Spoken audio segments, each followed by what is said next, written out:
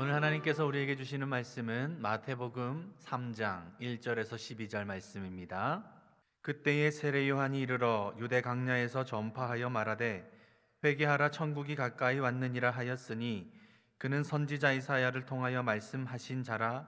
일러스되 광야에 외치는 자의 소리가 있어 이르되 너희는 주의 길을 준비하라 그가 오실 길을 곧게 하라 하였느니라.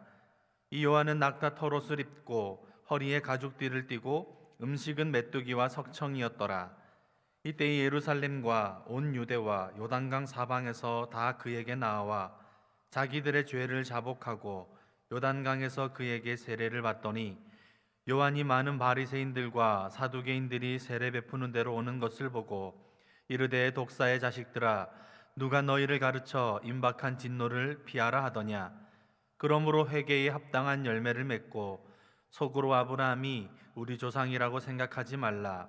내가 너희에게 이르노니 하나님이 능히 이 돌들로도 아브라함의 자손이 되게 하시리라. 이미 도끼가 나무 뿌리에 놓였으니 좋은 열매를 맺지 아니하는 나무마다 찍혀 불에 던져지리라. 나는 너희로 회개하게 하기 위하여 물로 세례를 베풀거니와 내 뒤에 오시는 이는 나보다 능력이 많으시니 나는 그의 신을 들기도 감당하지 못하겠노라.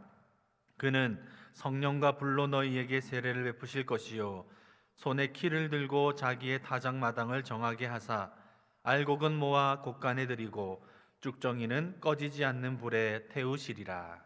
아멘.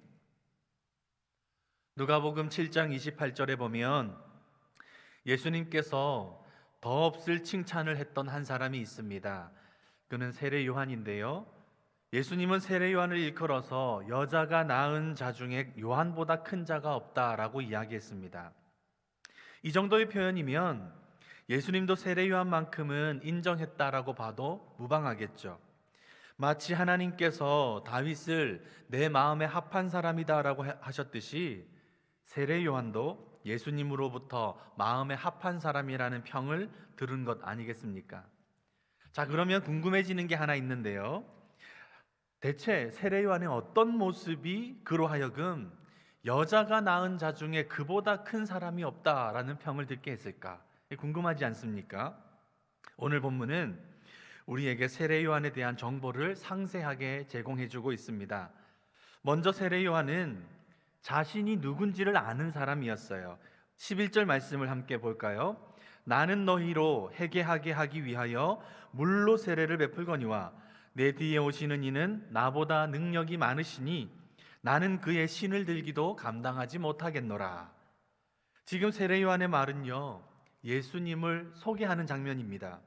그 가운데 몇몇 사람들이 그에게 당신이 혹시 오실 메시아가 아니냐, 세례 요한 당신이 엘리야나 예레미야와 같은 사람이 아닙니까? 라고 물었습니다. 여러분, 사실 이런 질문들은 궁금해서 묻는다라고 하기보다는 세례 요한을 추켜 세워서 영웅을 만들고 싶어서 하는 질문입니다. 대부분의 사람들은요, 자신을 영웅시하고 높여주겠다라고 한다면 거기에 군림하고 마치 자기가 그럴듯한 사람인 것처럼 행세할 거예요. 하지만 세례 요한은 자신에 대해서 아주 적나라하게 아니라고 이야기합니다. 소극적인 평가를 내려요.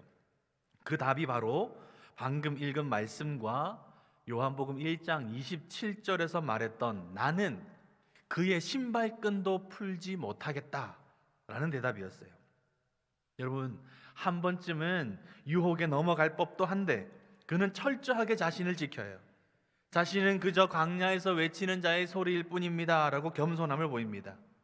여러분, 이런 말이 단순히 말로 그치지 않았고 진심으로 그가 자신을 그렇게 여겼다라는 것을 알 수 있는 장면이 오늘 본문 4절이거든요.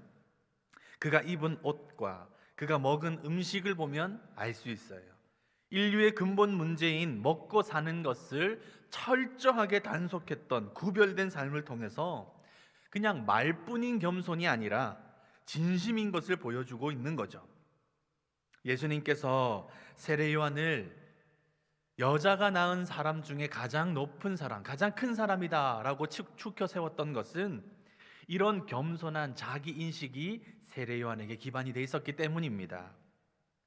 자, 그 다음으로 세례 요한에게서 나타나는 특별함, 두 번째 특별함은 회개에 합당한 열매를 맺고 살았다라는 것입니다. 오늘 본문 8절과 9절을 한번 볼까요? 당시 유대 사람들은 선민의식, 택함받았다라는 의식이 극도로 강했습니다. 온 인류 가운데 구원받을 만한 자격을 갖추었다라면 그것은 유대인들 자신이고, 그 이유는 아브라함의 자손이기 때문에 그렇다라고 굳게 믿고 있었습니다.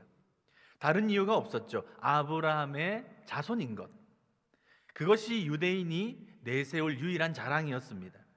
바로 여기에 세례 요한이 일침을 가하는 거예요.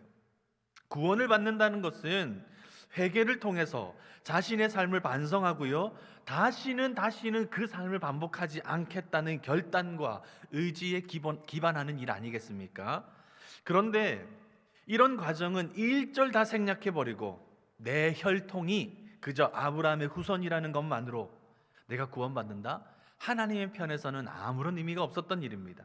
그래서 세례 요한은 차라리 저기 길바닥에 널려진 돌들로도 하나님은 아브라함의 후손을 만드실 수 있다, 그렇게 생각하는 유대인들, 아브라함의 혈통만으로 구원받는다는 사람들 다 나무랐던 겁니다. 단순한 입술의 고백이나 혈통으로 구원이 오는 것 아니죠. 예수님이 우리를 구원하셨다라는 점도 마찬가지입니다. 그분을 입술로 고백하기만 하면 구원에 이른다라고 하는 헛된 기대가 오늘날 교회 안에 값싼 복음이 되어서 마구마구 들어왔지만, 이것이 교회를 부패하게 만들고 교회답지 않게 하는 일에 일조했을 뿐입니다. 참 믿음은, 참 구원은 회개에 합당한 삶의 열매를 동반하게 되어 있습니다. 내게 새 생명이 주어졌는데, 한번 생각해 보십시오. 나한테 새 생명이 주어졌는데도 이전의 삶을 아무 거리낌 없이 반복한다? 여러분, 이건 새 생명을 받아들이지 않는 것과 같은 일 아니겠습니까? 세례 요한은 바로 그 점을 지적한 겁니다. 예수님이 바라보신 세례 요한의 특별함, 그가 여자가 낳은 사람들 중에 가장 으뜸이 될 수 있었던 것은 새 생명을 얻었다고 느끼면서부터 그의 삶을 광야로 내몰아 낙타 털옷과 메뚜기와 석청을 먹는 삶으로 구별시키며 거룩한 것이 무엇인지를 사람들에게 보여주었던 것, 바로 이 점에 있었던 겁니다. 여러분, 우리가 구원받은 자로서 돌아보아야 할 일이 바로 이 점입니다. 새 생명을 얻은 내 삶은 얼마나 그에 합당한 열매로 익어가고 있는지 돌보아야 하는 거죠. 나에게 새 생명을 주신 우리 구주 예수님, 그분을 내 입술로 고백한다면 이제 그에 합당한 회개의 열매가 내 삶에 얼마나 있는가, 이거 돌보아야 하는 겁니다. 마지막으로 세례 요한에게서 발견되는 세 번째 그의 특별함은 거룩한 분노입니다. 본문 7절 말씀인데요, 7절 말씀을 여러분 화면을 보시고 한번 같이 읽어볼까요? 요한이 많은 바리새인들과 사두개인들이 세례 베푸는 데로 오는 것을 보고 이르되, 독사의 자식들아, 누가 너희를 가르쳐 임박한 진노를 피하라 하더냐? 세례 요한은 요단강가에서 사람들에게 두 가지를 전했습니다. 먼저는 회개하라는 것이었고요, 두 번째는 하나님의 나라가 임박했다라는 것입니다. 당시 사람들이 유독 귀를 쫑긋 세우고 들었던 것, 이거 후자에 있습니다. 두 번째 내용이에요. 하나님의 나라가 이제 곧 임박한다. 여기에 사람들의 마음이 조급해지기 시작한 거죠. 메시아 사상을 가지고 있었던 유대인들은 언젠가 임할 하나님의 나라를 열심히 기다리던 사람들입니다. 그런데 특별함을 갖춘 세례 요한이 사람들에게 하나님의 나라가 가까웠다라는 이 가르침을 주니까 여기에 마음이 두근두근대고 두근거렸을 거예요. 세례 요한의 이 말이 당시에 얼마나 이슈가 되었는지요, 이걸 알 수 있게 하는 대목이 있어요. 이 말을 듣고, 하나님의 나라가 가까웠다라는 이 말을 듣고요, 무려 바리새인들과 사두개인들까지도 세례 요한을 찾아왔다는 사실입니다. 여러분, 이들은 종교 지도자들로서 채통을 지키고 그들의 신념에 의지해서 사는 사람들, 그 사람들이 이들 부류거든요. 그런데 그런 거 다 무시하고 지금 세례 요한에게 나왔어요. 왜 바리새인들과 사두개인들이 세례 요한에게까지 와서 세례를 받으려고 할까요? 그 이유는 하나님의 나라가 임할 때 죄인들에게는 진노가 미친다는 사실, 그것 때문이었습니다. 이들은 자기들에게 화가 미치지 않게 하려고 의식적으로나마 회개를 하고 세례를 받아서 마치 보험에 들듯이 자기들에게 미칠 화를 떨쳐버리려고 했던 것이죠. 종교 지도자들이라고 하면서 신앙을 마치 미신적으로 접근하는 사람들, 여러분 얼마나 우스꽝스러운 일입니까? 세례 요한은 바로 여기에 통렬하게 비판하면서 독사의 자식들아 라고 소리쳤습니다. 독사의 자식들아 라고 하니까 사실 한국인인 우리에게는 여감이 잘 와닿지 않아요. 그런데 이를 우리식으로 바꾸면요, 이 새해 명절을 맞은 시간에 조금 죄송한 이야기지만 우리말로 바꾸면 개자식들아 하는 말과 같습니다. 세례 요한이 이들을 얼마나 어이없게 여겼는지 이해가 되십니까? 신앙을 빙자해서 그들의 입속을 챙기고 가난한 사람들을 착취하고 그렇게 살면서 혹시 자기들에게 화라도 미칠까 싶어서 보험 들듯이 회개하겠다라는 사람들, 그들이 제 발로 세례 요한을 찾아온 거예요. 그렇게 하나님을 우롱하는 작자들 때문에 세례 요한에게 거룩한 분노가 치민 겁니다. 성도 여러분, 우리가 화를 낸다면 하나님을 우습게 여기는 이 사람들, 아니 그런 내 모습을 향해 이만한 분노가 치밀어야 하는 것 아니겠습니까? 매번 회개하고 다시 죄를 짓고 매번 결단하면서도 되돌아가 버리는 모습들, 사람들의 눈만 속이면 하나님도 속일 수 있을 것이라고 착각하는 그 내 안의 죄성에 대해서 우리가 세례 요한처럼 분노해야 하지 않겠습니까? 나에게는 이토록 관대하면서 의로운 일을 하기에는 소극적으로 숨어드는, 때론 그런 모습에 환탄을 하면서 우리가 세례 요한처럼 독사의 자식들아라고 스스로에게 외칠 수 있어야 하지 않을까요? 예수님이 칭찬하신 세례 요한의 이 모습을 보면서 회복해야 할 것이 바로 이런 점입니다.